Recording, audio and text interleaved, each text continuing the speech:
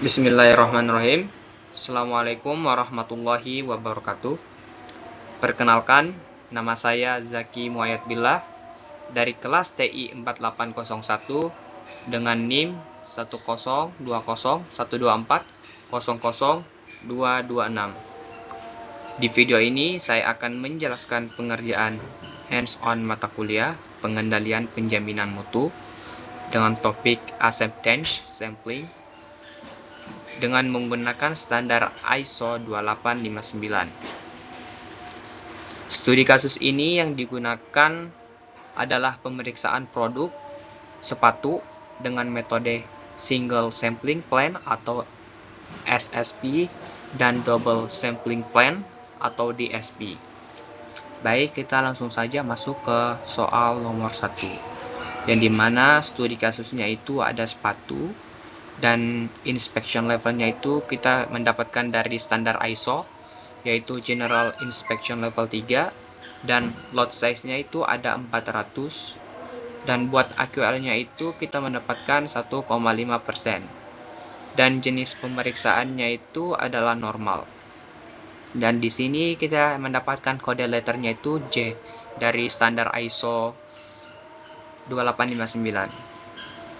Nah, buat SSP-nya sendiri itu buat sampel size-nya adalah 80, dan buat AC-nya itu ada 3, dan buat RE-nya itu ada 4. Sedangkan tabel DSP-nya itu di first-nya itu ada 50, sedangkan di second-nya itu ada 50. Dan buat AC-nya itu kita mendapatkan 1, buat second-nya itu 4, dan buat RE-nya itu 3, dan second-nya adalah 5. Kita mendapatkannya dari standar ISO 2859. Baik, kita masuk ke nomor 2, yang dimana di sini kita mengidentifikasi temuan dengan menerapkan SSP dan DSP. Yang dimana di tabel SSP-nya sendiri itu kita mempunyai temuan D sama dengan 0, yang dimana keputusannya adalah terima lot, dan D sama dengan 1 dengan keputusan terima lot, dan D sama dengan 2 mempunyai keputusan terima lot, dan D sama dengan 3 mempunyai keputusan terima lot, dan D sama dengan 4 mempunyai keputusan tolak lot. Buat tabel DSP-nya itu di temuan N1-nya itu D sama dengan 0 mempunyai keputusan terima lot, sedangkan D sama dengan 1 mempunyai keputusan terima lot, dan D sama dengan 2 tidak mempunyai keputusan, tetapi dia mempunyai temuan N2 yang dimana terdapat D sama dengan 1, D sama dengan 2, sedangkan total temuannya adalah D sama dengan 3, dan D sama dengan 4. Buat keputusannya itu adalah terima lot dan terima lot. Sedangkan D sama dengan 3 itu keputusannya adalah tolak lot. Baik, selanjutnya kita masuk ke nomor 3, yaitu kita menentukan peluang penerimaan dan resiko perusahaan bila menerapkan SSP dan DSP. Yang pertama itu kita menghitung nilai U atau min-nya dulu, yang dimana buat tabel SSP-nya itu mempunyai nilai 1,2, dan buat DSP-nya itu adalah 0,75.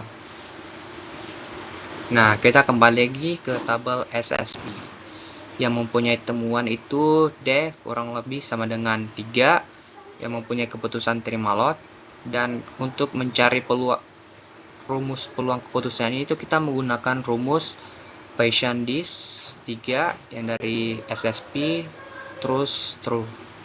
Jadi kita mendapatkan nilai ini 0,966231032. Sedangkan buat D lebih besar daripada 4 mempunyai keputusan tolak lot.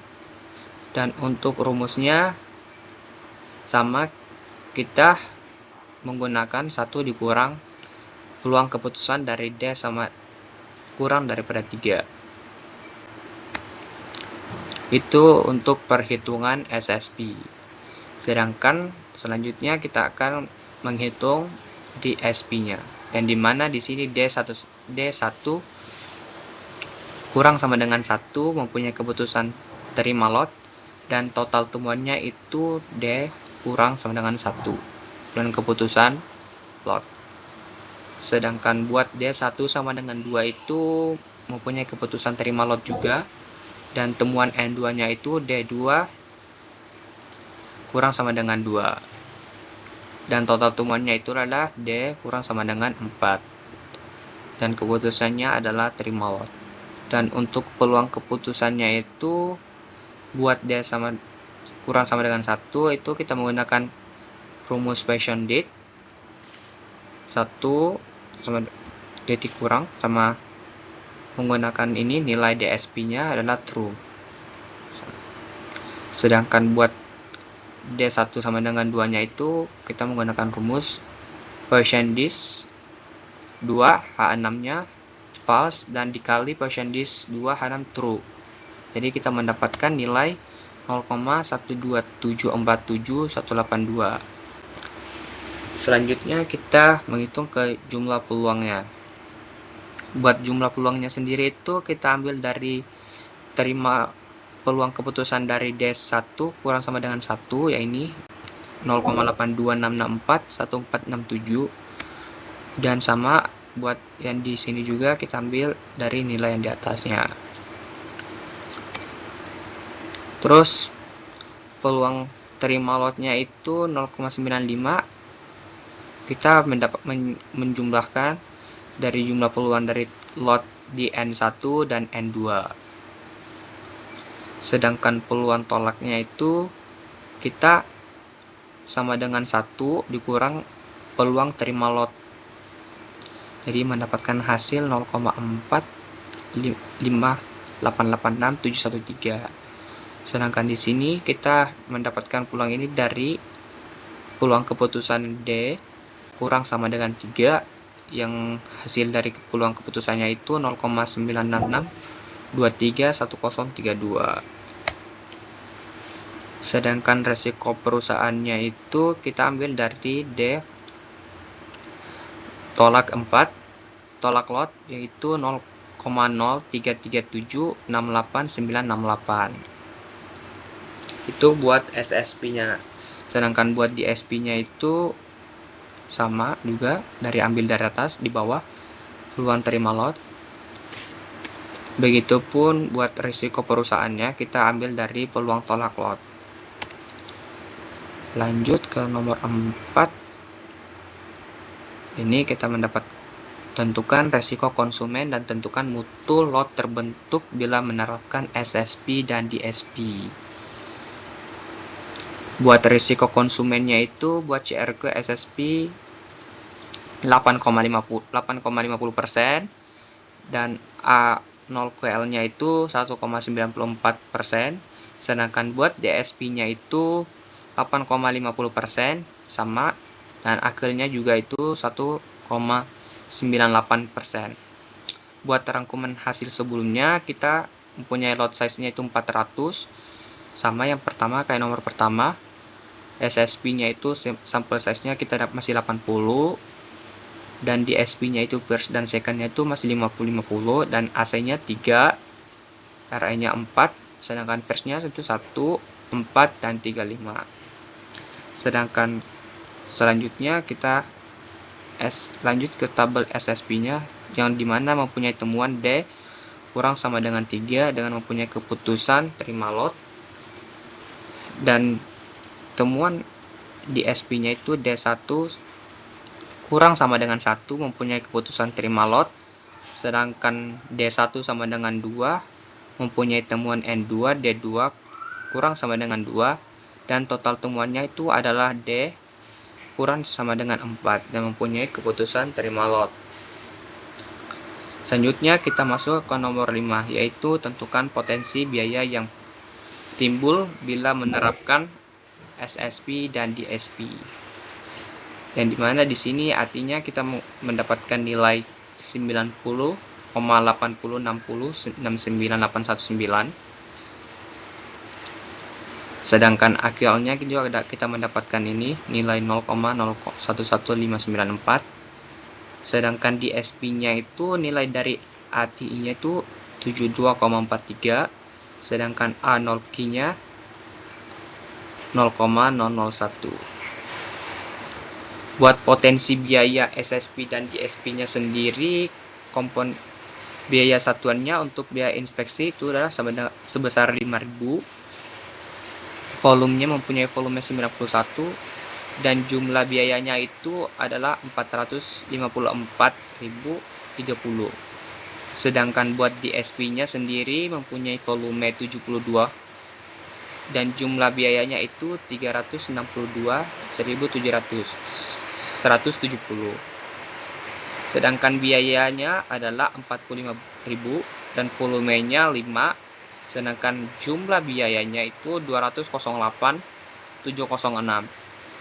Sedangkan DSP-nya sendiri itu mempunyai volume 5 dan jumlah biayanya itu adalah 204.368. Jadi total biayanya itu untuk SSP-nya sendiri adalah 662.736. Sedangkan DSP-nya sendiri itu 566,537. Buat rangkuman hasil sebelumnya itu nilai akhirnya 1,50% dan 1,50 sama seperti sebelumnya tadi yang saya sudah jelaskan, masih sama lot size-nya. Kita langsung saja ke peluang terima lot. Buat SSP-nya kita ambil ke nomor yang 3 tadi yang di sini.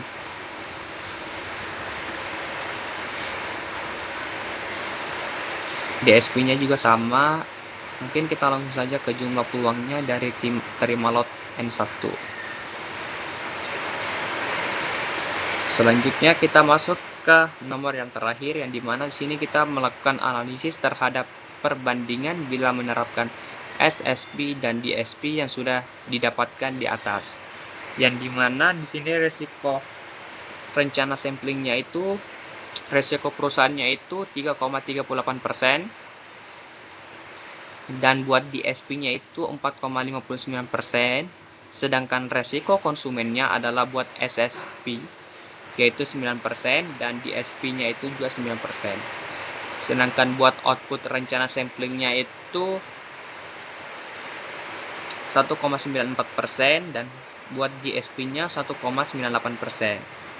Biaya yang akan muncul, biaya inspeksinya itu 454,030.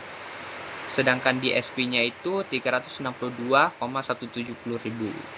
Sedangkan biaya non-conformingnya itu buat SSP-nya 208,706. Sedangkan DSP-nya itu 204.368.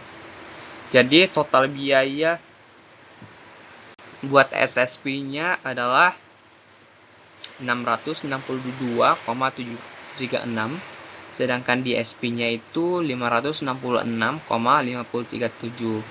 Di sini kita mempunyai analisis berdasarkan perhitungan dan analisis dengan metode SSP, didapatkan resiko perusahaan sebesar 3,38% dari resiko konsumen sebesar 9%. Sementara dengan metode DSP didapatkan resiko perusahaan sebesar 4,59% dan resiko konsumen sebesar 9%. Metode DSP di sini lebih sensitif. Mungkin cukup sekian penjelasan dari hands-on mata kuliah kemarin. Lebih dan kurangnya mohon dimaafkan. Assalamualaikum warahmatullahi wabarakatuh.